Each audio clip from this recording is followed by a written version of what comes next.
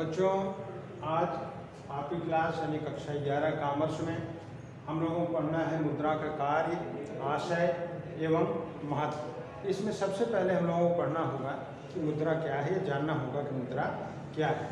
मुद्रा बड़े थोड़े से शब्दों में कहा जाए तो मुद्रा वह है जो मुद्रा का कार्य करे, अर्थात मुद्रा जो है विनिमय का माध्यम है, मूल्य का मापक है, भुगतान का माध्यम है और मूल्य संचय का साधन है। और मुद्रा जो है बिना किसी जांच पड़ताल के सामान्य रूप से जो है स्वीकार की जाने वाली इकाई है। अब हम लोगों को जानना होगा कि मुद्रा के कार्य क्या क्या है। पहली बात यह मुद्रा मूल्य का मापक है। संसार में बाजार में बिकने वाली प्रत्येक वस्तु की कीमत की अगर बात होती है तो उसको कहीं न कहीं जो है प्रत्येक देश की मुद्रा में जो है व्यक्त किया जाता है। अपने यहाँ की मुद्रा रुपया है। अगर हम किसी वस्तु की बाजार कीमत की बात करेंगे तो निश्चित रूप से कहीं न कहीं रुपया शब्द उसके साथ जुड़ेगा। इसलिए कहा गया कि मुद्रा जो है वो मूल्य का मापक है। अगली बात कही जा रही भुगतानों का आधार है। जो भी भुगतान हमारे चाहे वर्तमान भुगतान हो चाहे भावी भुगतान हो यानी स्थगित भुगतान हो, कहीं न कहीं मुद्रा जो है भुगतान का माध्यम है। आने वाले समय में किसी भी प्रकार का भुगतान करना हो, वर्तमान में किसी भी प्रकार का भुगतान करना हो तो हम निश्चित रूप से मुद्रा का प्रयोग करते हैं। अगली बात कही जा रही है कि मुद्रा जो है मूल्य संचय का आधार है।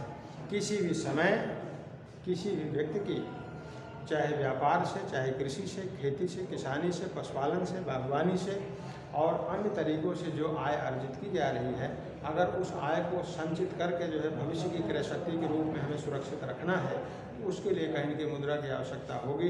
यानी मुद्रा जो है वो क्रय शक्ति का संचय करती है। अगली बात है मुद्रा मूल्य के स्थानांतरण का साधन है। मूल्य का स्थानांतरण वस्तुओं और सेवाओं की कीमत को एक जगह से दूसरी जगह ले जाने का साधन अगर कुछ है तो मुद्रा है। यानी मुद्रा का एक महत्वपूर्ण कार्य ये है, मुद्रा मूल्य के जो है स्थानांतरण करने का कार्य करती है। इसके बाद अगली बात इसमें से आती है सामाजिक आय का वितरण।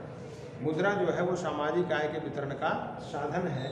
उत्पादन के जो भी साधन हमारे हैं, भूमि है, श्रम है, साहस है, प्रबंध है और उद्यम है, और इन पांचों इकाइयों के मिलने से जो कुछ उत्पादन होता है उस उत्पादन को अगर इनके उत्पादन के अनुपात में वितरित करने की बात आती है तो कहीं न कहीं हम उसे वस्तुओं के रूप में, सेवाओं के रूप में नहीं बांट सकते हैं, क्योंकि वस्तुओं और सेवाओं के साथ विभाज्यता की समस्या आ जाती है, लेकिन मुद्रा के साथ विभाज्यता की समस्या नहीं आती है। इसलिए सामाजिक आय का वितरण मुद्रा के माध्यम से किया जाना संभव होता है। सो मुद्रा जो है सामाजिक आय के वितरण का साधन है। अगली बात कही जा रही है साख का आधार है। साख जमा, नकदी और ऋण। साख व्यापार कर में प्रतिष्ठा है, लेखा कर में जमा है और इसके साथ साथ जो है साख क्या है, उधार है। तो यहाँ कहा जा रहा है इन तीनों चीज़ों का साख जो है, मुद्रा जो है वो साख का आधार है। चाहे बात हम जमा की करें तो मुद्रा के रूप में जमा करना होगा, बात ऋण की करें तो मुद्रा के रूप में ऋण की बात आ जाएगी। बात अगर व्यापारिक प्रतिष्ठा की करें तो जिस भी व्यक्ति का जो भी व्यापारिक गतिविधियों में लगा हुआ है उसका लेन देन जितना बेहतरीन होता है उसकी व्यापारिक साख उतनी अच्छी होती है। इसलिए यहाँ पे साख का आधार भी मुद्रा होती है। अगली बात ये शोधन क्षमता का सूचक। शोधन क्षमता, भुगतान करने की क्षमता। किसी भी व्यक्ति के, किसी भी उद्योग के, किसी भी फर्म के शोधन क्षमता का मापक मुद्रा है।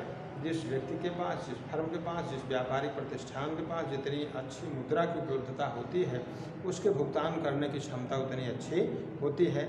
इसलिए कहा गया कि मुद्रा जो है वो शोधन क्षमता का आधार है। इसी के साथ साथ निर्णय की वाहक। व्यापार कर में, उत्पादन के कर में, औद्योगिक इकाइयों की स्थापना में किसी प्रकार का निर्णय लेना हुआ है तो जिस औद्योगिक इकाई, जिस फर्म, जिस औद्योगिक समूह के पास मुद्रा यानी पूंजी की जितनी अच्छी उपलब्धता होती है वह उतना अच्छा, उतना जो है त्वरित निर्णय ले पाता है, अन्यथा की स्थिति में संभव नहीं होता है।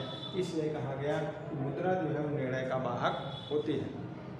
इसी प्रकार से आगे जो है मुद्रा के लाभ और हानियों पर चर्चा जो है हम अगली कक्षा में करेंगे। धन्यवाद।